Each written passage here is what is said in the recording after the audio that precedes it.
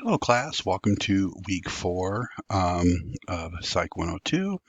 Hope everybody has had a wonderful weekend. This upcoming week, I just want to make sure everyone is aware about the assignment that's coming up. A lot of times, students will write a lot in first person when it comes to essay writing. Just keep in mind, and I'm going to emphasize this, the assignment that's due this Sunday, which is called the eyewitness testimony, is an assignment that's not asking for students' viewpoint or opinion. So the analysis has to be straight from what did you find with research. Okay, there's a tutorial coming out soon in the next couple of days on how to complete the eyewitness testimony. It's an essay.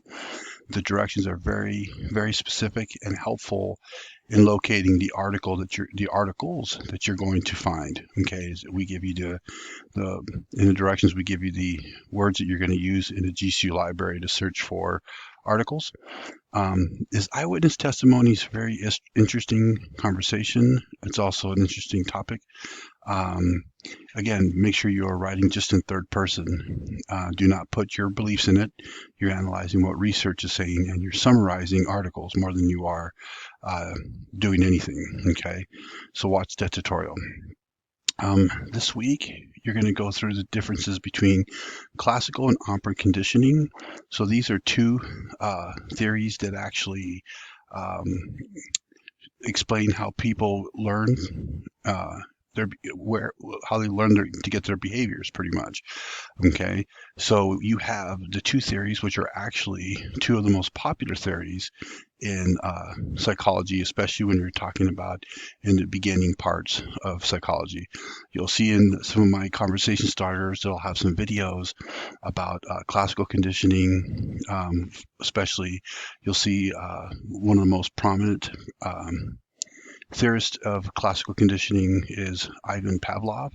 Pavlov's theory is basically about how a dog will salivate, is conditioned to salivate when the experimenter rings a bell and gives food after ringing the bell.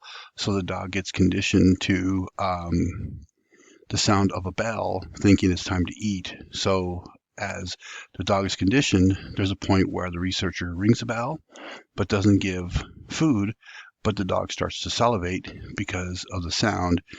The internal recognition is it's time to eat. So that's an example of classical conditioning. Okay, so operant conditioning is basically reinforcement or punishment for behavior. Okay, so like if a trainer is trying to teach a dog, so I guess we'll just go with the dog example, and the dog chases to go pick up, either the dog has received an award or punishment. So if the dog receives a reward for getting the ball, then the dog knows that that is good behavior.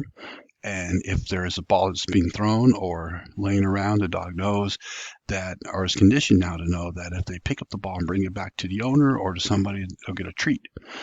As opposed to the negative side of it, if the dog doesn't go after the ball, the dog gets punished for it.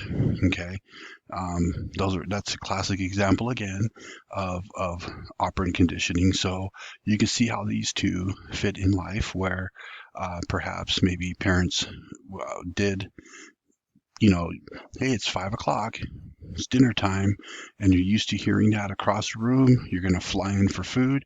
If your parents say that, maybe if you fly in for food, you're hungry, and mom says, I don't have dinner yet ready yet, just go wash up.